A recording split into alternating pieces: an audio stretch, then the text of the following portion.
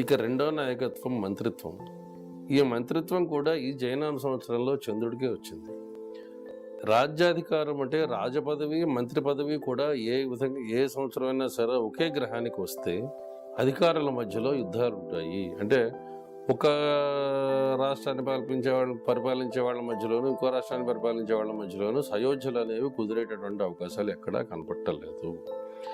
అవినీతిని పెంచి పోషించేటటువంటి అధికారులు మంత్రుల చేతుల్లోంచి తప్పుకుంటారు. మంత్రుల మాట వినేటటువంటి అవకాశం అనేది ఏ విధంగానూ కనపట్టలేదు. ఈ సంవత్సరం దొంగ స్వామీజీలకి కావలసినంత వ్యాపారం జరుగుతుంది. మేము సాక్షాత్తు భగవంతుడు అవతారము అని చెప్పి మోసం చేయడానికి సిద్ధపడినటువంటి ప్రతి బాబా కూడా కావలసినంత జనాల దగ్గర నుంచి దండుకొని పక్కకు తప్పుకుంటాడు.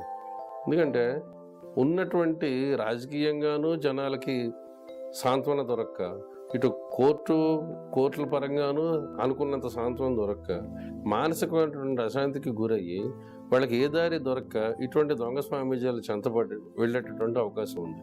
అందువల్ల వాళ్ళు యథాశక్తి వీళ్ళని దోచుకుని శుభ్రంగా పంపిస్తారు తప్పించి వాళ్ళ వల్ల వీళ్ళకి ఎటువంటి ప్రయోజనం ఉండదు.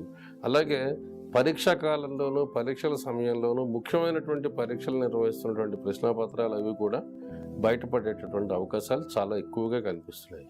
ఇది ఈ సంవత్సరం మంత్రిత్వం చంద్రుడికి వచ్చినందువల్ల మనకి కలిగేటటువంటి లాభం.